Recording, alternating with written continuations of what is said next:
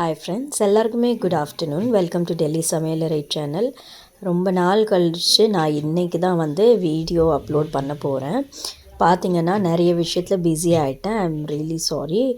ஏன்னு பார்த்திங்கன்னா என் பையனுடைய ஸ்கூலில் ப்ராஜெக்ட் ஒர்க்கு, எக்ஸாம்ஸு, அது இதுன்னு நிறைய வேலை இருந்ததுனால வீடியோ ரெக்கார்ட் பண்ணுவேன். ஆனால் என்னால் வாய்ஸ் கொடுக்க முடியாமல் அதை எடிட்டிங் பண்ண முடியாமல் இருந்துச்சு. அண்ட் இன்றைக்கி தான் ஃபைனலி நிறைய நாள் கழித்து இன்றைக்கி தான் ஒரு வீடியோ அப்லோட் பண்ண போகிறேன் சக்ஸஸ்ஃபுல்லி.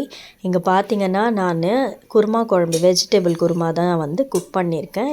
எப்படி குக் பண்ணியிருக்கேன்னு உங்களுக்கு ப்ராப்பர் வீடியோவில் உங்களுக்கு எல்லா இன்க்ரீடியன்ட்ஸ் பேரெல்லாம் சொல்லி உங்களுக்கு ஷேர் பண்ணியிருக்கேன். ஒன்றும் இல்லைங்க, சாதாரணமான தாளிப்பு.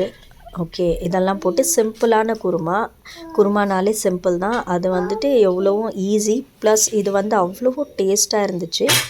இது கூடவே நான் ஆப்பம் தான் சுட்டுக்கிட்டேன். ஆப்பத்துக்கு நானே மாவெல்லாம் அரிசி ஊற வச்சு மாவு அரைச்சி நானே தான் வீட்லேயே செய்திருந்தேன். அண்ட் ஆப்பச்சட்டியுமே புதுசாக நான் என் ஹஸ்பண்ட்கிட்ட வாங்கிட்டு வர சொன்னேன் நாகர்கோயிலேருந்து. ஸோ ரொம்பவே டேஸ்ட்டாக இருந்துச்சு குருமாவும் ஆப்பமும். நீங்களும் வீட்டில் ட்ரை பண்ணி பாருங்கள்.